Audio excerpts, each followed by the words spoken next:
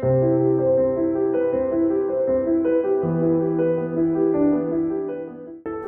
there. Welcome to Portals Podcast. My name is Scott Love, and I'll be your host on this epic journey into the fascinating and inspirational. I'm really excited about this episode because I believe that this is something that can absolutely and automatically change our lives, strengthen our communities, and help shift the consciousness of the entire world. Emotional intelligence can change the world. I'll take it a step further. The lack of emotional intelligence is a plight that is robbing humanity of being so much more. And there's so much that goes into this. Emotional intelligence affects how we feel about ourselves, how we relate and interact with our friends and family, and it is the prime influence in how we go about our daily dance in life. The collective lack of emotional intelligence can be seen just about everywhere. It shows up in the way we interact with each other every day, whether in person or on the internet. It can be seen in the messages being presented by big media, which knows about and capitalizes on the lack of emotional intelligence in its consumers, prying on our insecurities and providing us with unsound, unsustainable solutions to imaginary issues that they themselves create. One of the saddest and most embarrassing ways that the lack of emotional intelligence shows up is when we observe our elected officials participate in hearings and committees. It's in full view of the world, and it is rather embarrassing. It's not a point of order. I do have a point of order, and I would like to move to take down Ms. Green's words. That is absolutely unacceptable. How dare you attack the physical appearance of another person? Are your feelings hurt? Her words down. Aww. Oh, girl, baby girl. Oh, really? Don't even play. Baby girl? I don't think. In this episode, we're going to take a look at some of the scientific studies that relate how those lacking in emotional intelligence tend to struggle significantly in making important, unbiased decisions, and how that resonates through their entire lives. We're not just going to get the definition of emotional intelligence. I'm also going to share with you some practical steps I have found to help me improve my own emotional intelligence. And I gotta say, life is far more manageable now than it's ever been. So, grab your coffee, sit back, and let's get inspired. You are listening to Portals Podcast, an extension of the Emergence Creative Space. Listeners are transported into the hearts and minds of some of the most inspired creators, producers, artists, and activists around. Portals is a platform and a spotlight on the people, organizations, businesses, and more who are the unsung heroes making a huge impact on the lives of others. My name is Scott Love, and I'll be your host on this epic journey into the powerful world of the fascinating and inspirational. I am an activist, an entrepreneur, and a visionary.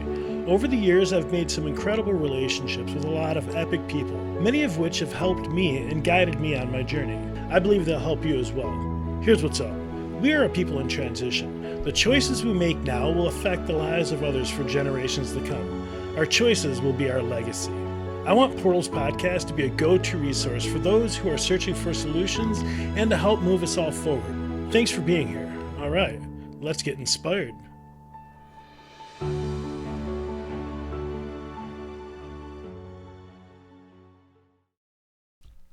All right, welcome back. First of all, let me say thank you for being here. I love that we live in a world where there are platforms to share ideas, hopes, and dreams as easily as it is today. And you being here, listening to this, out of all the other things you could be doing, well, that's huge, and I really appreciate it. All right, so let's get into it. What is emotional intelligence? Today's subject is something that I was first introduced to years ago while having a conversation with a friend of mine about some relationship stuff she was going through. In that conversation, she used phrases like easily triggered, overreacting, drama queen. Then she dropped this one. She said, she, her partner, has the emotional intelligence of a third grader. That made my ears perk up. So I said, I like that, emotional intelligence. Did you just make that up? Is that a thing? And she said, no, it really was a thing. So later that evening, I did a quick Google search of the term and found that it really was a thing. And it was huge, super important. I also recognized that I, in many ways, was lacking it. The more I read up on it, the more I realized how important it is. I immediately decided that I wanted to live as someone with a higher emotional intelligence. That just sounded cool. So what then exactly is emotional intelligence? We all know about IQ. IQ, or intelligence quotient, gets a lot of attention, and rightfully so, but EQ is equally, if not more, important. Unlike IQ, which measures the cognitive abilities, EQ focuses on our emotional world. It's about understanding, using, and managing our own emotions in positive ways. It also encompasses your awareness of the emotions of others and the ability to navigate relationships effectively. Let's explore some research that underpins the importance of EQ. Studies by Lane et al. In 2000 found that increased self-awareness, a core component of EQ, can lead to better decision making. By the way, et al., which is something we'll be referring to again and again in this post, is an add-on that is used to refer to a study having multiple authors. According to psychologist Daniel Goleman, in his groundbreaking work, Emotional Intelligence, Why It Can Matter More Than IQ, emotional intelligence can be broken down into 5 main components: self-awareness, self-regulation, motivation, empathy, and social skills. Let's take a look at each of these real quick. Self-awareness. This is the bedrock of EQ. It involves recognizing your own emotions as they arise and understanding how they influence your thoughts and actions. Another key part of this is being aware of how the things we do affect the people and the world around us. Self-regulation. This reflects your ability to manage your emotions effectively.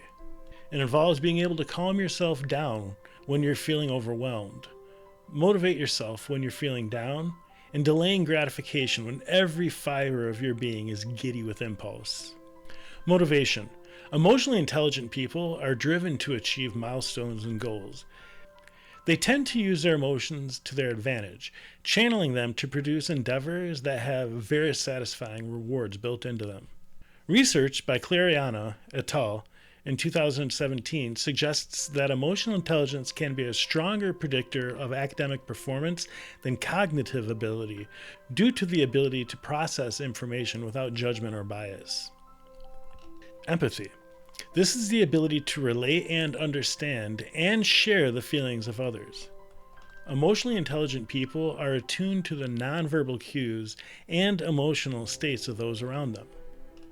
We are going to delve into empathy a little bit more here in a minute, but for the time being, I'm going to mention a 2012 study by Decady and Lamar that describes how empathy plays a critical role in building and maintaining strong social connections.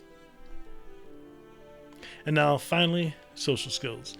Social skills can be anything from demonstrations of courtesy, such as opening the door to somebody, or how we relate to things that people say and do. EQ is all about in maintaining healthy relationships.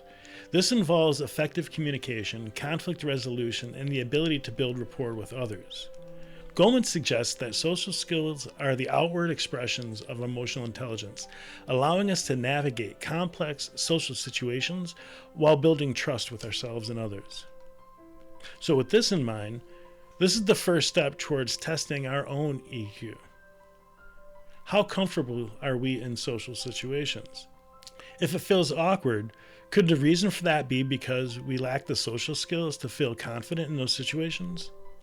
That's a rhetorical question, of course, but it is a great place for us to start. When I first read those 5 things, I immediately thought of the book 7 Habits of Highly Effective People by Stephen Covey. I feel as though that book was all about emotional intelligence. I remember absolutely loving that book, and I don't remember the first time I read it, but I do remember when I was reintroduced to it. The ideas and concepts in 7 Habits of Highly Effective People was part of the training I participated in with this awesome program that I was involved in for many years. This program was created to help what was then called EI, or Emotionally Impaired Children, have successful summer camp experiences. Most of these campers were recommended to our program by therapists and caseworkers because they knew our program was awesome. It was a truly incredible program that worked with thousands of youngsters over the years. In all, I was a part of that program for over a decade and eventually became a facilitator of the staff training. I continued using the work of Covey because it really is a blueprint that helped create the environment of success for these kids who didn't get many chances at success in life. I cannot overemphasize this. If you have not read Habits of Highly Effective People, I strongly recommend it. I'm going to share the basic concepts and ideas of this book with you here to give you a taste of how awesome it is, but also because it really is a great study on raising your own EQ. It really does a great job of introducing the concepts of emotional intelligence and how we can become a people with a higher EQ. Now, I'm borrowing and tweaking this book synopsis from an article that I found on medium.com. All right, so the first habit is be proactive. The first habit, be proactive, emphasizes taking responsibility for one's own life. Covey suggests that highly effective people understand that they have control over their emotions and responses, regardless of external circumstances. Now, I'm going to repeat that last part. Regardless of external circumstances. Proactivity involves aligning one's actions with personal values, practicing self-awareness, and using the power we have in our language and communication to empower ourselves and others around us. By focusing on what can be controlled rather than dwelling on the uncontrollable, individuals can shape their lives and make positive changes. Habit 2. Begin with the end in mind. Covey suggests that effective individuals have clear vision of their own desired destinations before embarking on an endeavor. Begin with the end in mind encourages us all to identify our personal mission statements, define our core values, and our long-term goals. Now, just to let you know, I'm going to be doing an entire episode on creating our own personal mission and vision statements in an upcoming episode. By envisioning their desired outcomes, individuals can align their daily actions and decisions with their overarching purpose. Covey emphasizes the importance of setting priorities based on principles rather than reacting to immediate demands. Habit 3. Put first things first. This habit revolves around time management and prioritization.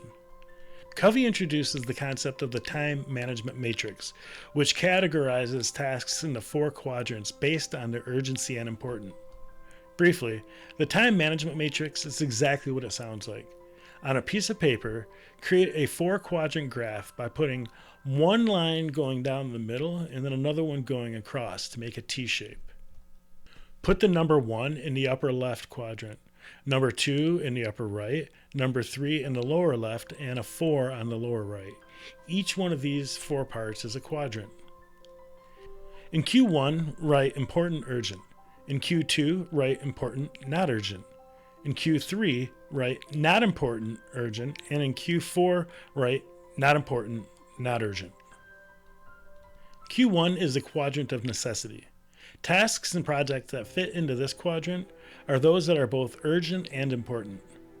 They often have a way of getting our attention. In fact, they often demand our attention. These are the most pressing issues that really do need to be taken care of as soon as possible.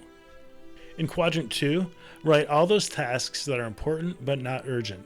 Things such as planning, participation, they often require some effort to complete, and sometimes they can take considerable time. This tends to be the tasks we procrastinate about doing because they lack urgency. But if we're not careful, they end up in the first quadrant after being ignored for too long. Quadrant 3 are tasks that are masquerading as important based on a sense of urgency. However, if you examine them closely, you realize that they are not really all that important, at least not to you and not right away. And then Quadrant 4 is not important and not urgent. Quadrant 4 activities in the time management matrix are everything else. These often take the form of self-distractions, such as surfing the internet aimlessly, or excessive social media scrolling, or even unnecessary embellishment on some task that we've been given. Okay, now I want to give a quick thanks to an article I found online at the Langford Consulting website for that last little bit of clarification on the 4 quadrants. Highly effective people focus on activities that fall in quadrants 1 and 2, which include long-term planning, relationship building, and personal development. By organizing our time and priorities effectively, we can increase our productivity, reduce stress, and achieve a sense of balance. Okay, now habit 4. Think win-win. Covey emphasizes the importance of seeking mutually beneficial solutions and fostering cooperation. Think win-win encourages individuals to adapt an abundance mindset rather than falling into the trap of scarcity thinking. Effective people strive for outcomes that benefit all parties involved, seeking collaboration and synergy. Now, this part can be challenging for people who are not well versed in the ideas and language of emotional intelligence, but this is an easy one to learn. It just takes time and repetition. It just takes time and repetition in teaching ourselves to ask one simple question: who wins, and how can we all win here? Covey also emphasizes the significance of empathetic listening and understanding the needs and concerns of others to create win-win solutions in both personal and professional relationships. Okay, now habit 5, seek to understand, then be understood. Communication plays a vital role in effective relationships. Covey highlights the habit of active listening and empathetic communication. Seek first to understand, then be understood emphasizes the importance of genuinely understanding others' perspectives before sharing our own. The author also introduces the concept of an emotional bank account, where individuals build trust and connection through consistent deposits of understanding, respect, and empathy. By mastering empathetic listening, individuals can enhance their relationships and build the foundations of trust. Here's the thing to keep in mind. When we take the time to empathetically listen to those we are having conversations with, chances are the solution they present may be just as viable as the solution that we have in mind. Another thing, by listening to the other person, we have a much greater chance of understanding why they feel the way they do. Then, we can potentially help them achieve their goals and at the same time develop their trust in us so that they can then turn around and help us achieve ours. Nobody has to lose. Winners are not the last ones standing. Those are just lone survivors. Winners are those who get past the challenges and come to the ends they desire, which leads us to habit 6, synergize. Covey defines synergy as the creation of something greater through the collaboration of diverse individuals and ideas. In other words, the whole is greater than the sum of its parts. On a side note here, the idea that the whole is greater than the sum of its parts is known as emergence in academic terms. It's the observation that a system made up of many interacting parts has properties that are often unexpected when considering the properties of the individual parts. By valuing differences and seeking out diverse perspectives, effective people can generate innovative solutions and achieve remarkable results. Covey emphasizes the importance of open-mindedness, creativity, and teamwork in achieving synergy and leveraging the collective strengths of a group. And the 7th habit of highly effective people is sharpen the saw. Sharpening the saw centers around personal renewal and growth. Covey uses the analogy of the saw that becomes dull over time due to repetitive use. To maintain effectiveness, individuals must invest time in self-care, continuous learning, and personal development. Covey introduces the 4 dimensions of renewal as being physical, mental, spiritual, and social/emotional. By nurturing these aspects of life, individuals can enhance their overall well-being and sustain long-term effectiveness. When I think of this, I sometimes think of someone who decides to get all healthy. They get all inspired. They buy the new shoes, they get the gym membership, they start working out, and within a short period of time, they see the results coming in.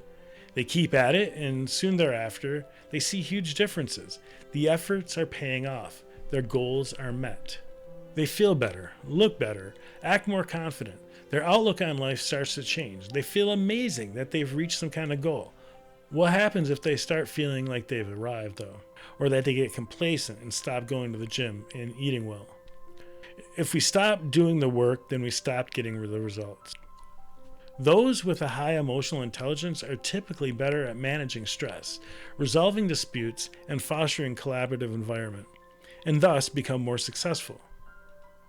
Consider the findings of the Journal of Organizational Behavior, which showed that employees with high EQ receive higher performance ratings from their supervisors.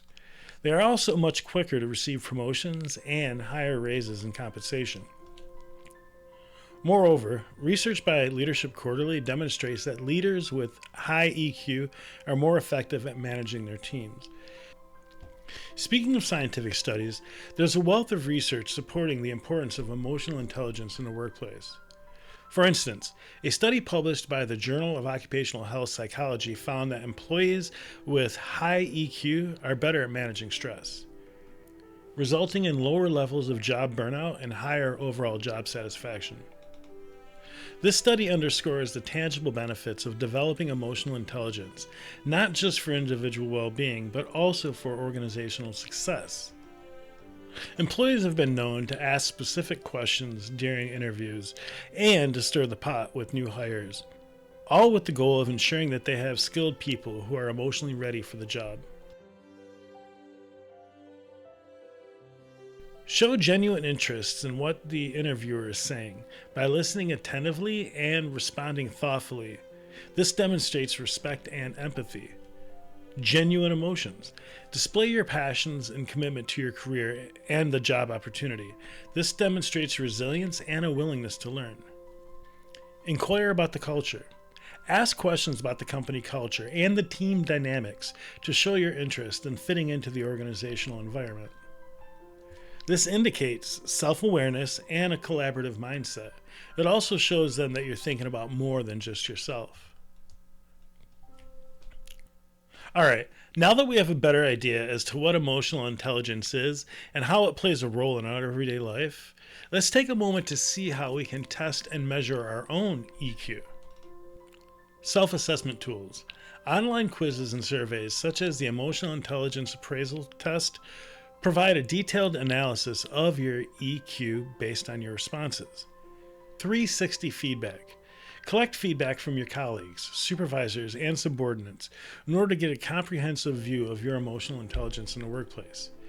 Standardized tests like the Mayer-Solovey-Caruso Emotional Intelligence Test, or MSCEIT, which measures your ability to perceive, use, and understand and manage your emotions. But really, you don't really need those kinds of tests. I mean, they help, but you already know deep down where your EQ level is right now. You know how you feel and if there's some blockages that prevent you from demonstrating a higher level of emotional intelligence. The number one factor in assessing your emotional intelligence is honesty.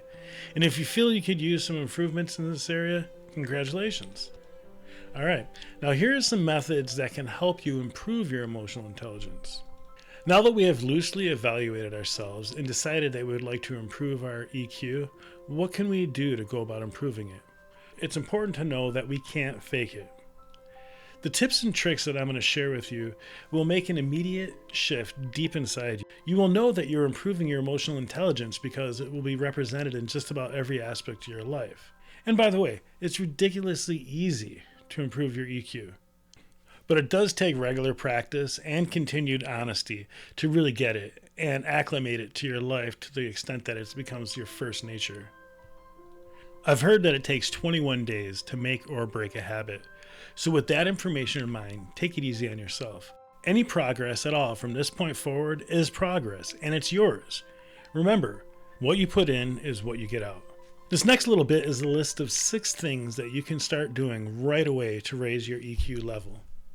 Practice self-reflection. We do this by regularly reflecting on our emotions and our behaviors. For example, let's say that someone says something that triggers an emotional response in you. Once we develop the practice of regularly reflecting on our emotions, we may see a pattern of certain things that set us down an emotionally turbulent path. Then we come up with a plan. And that's the next item on the list. Develop self-regulation. We can learn the technique for managing our emotions, such as mindfulness, meditation, and stress management exercises. And we'll get into a little bit more of those in a second. The next thing we can do is enhance our empathy. There's that word, empathy. A lot of people throw that word around, and so I just want to take a second to clearly define it. And I'm going to hit up Uncle Webster to get this answer. Empathy, the action of understanding, being aware of, being sensitive to, and vicariously experiencing the feelings, thoughts, and experiences of another. Also, the capacity for this. Practice active listening and try to see situations from others' perspectives. This can be improved through role-playing exercises and empathy training programs. This goes back to that part of the 7 habits mentioned earlier, that whole seeking to understand before we're understood. If we take a moment to consider why someone else is saying or doing something that we don't agree with or we think is inappropriate, something wonderful happens. Almost immediately, the emotional reaction is cut in half. What happens to the rest of that is up to us. We can either choose to react or simply let it go. And strengthening our social skills. Now, this one feels a little awkward because in order to strengthen our social skills, we have to accept that our social skills could use some improvement. That's a hard pill to swallow. It's humbling. And it's rather difficult, especially when we're in the middle of an emotionally charged moment or are feeling some kind of way about something. But it's absolutely necessary to incorporate this into our emotional intelligence practice. One of the easiest ways to strengthen our social skills is simply engaging in activities that require teamwork and collaboration. In these situations, we can see how well we interact with others. It also gives us a chance to practice what we've learned. If we are aware of ourselves and the others around us, then we can simply observe the way people act and react to us, and vice versa. And then seek out professional development opportunities. Don't hesitate to attend workshops and training sessions on emotional intelligence. Reading books and articles on EQ can also provide valuable insights and strategies. In-person workshops are great because not only do we get to learn about emotional intelligence, but we get to start practicing what we've learned immediately. And then finally, on this list of ways we can practice to strengthen our EQ, we come to mindfulness. This practice involves paying attention to your thoughts and feelings without judgment. Mindfulness meditation can be a very helpful tool, and there are all kinds of books and videos with tips on how you can improve your mindfulness game. A really simple exercise that I've learned is one that only takes a few minutes. It can be done anywhere at any time. Just sit somewhere and stare at something. Make it a single item, maybe a spot on the wall or an animal nearby, but don't think about anything particularly, just observe that spot. Ponder a few things about that item. How did it get there? How long has it been there? What is it made of? Is it man-made? And if so, who made it? How did they make it? When did they make it? What is it made of? And on and on. You can literally ask any question you come up with in your mind.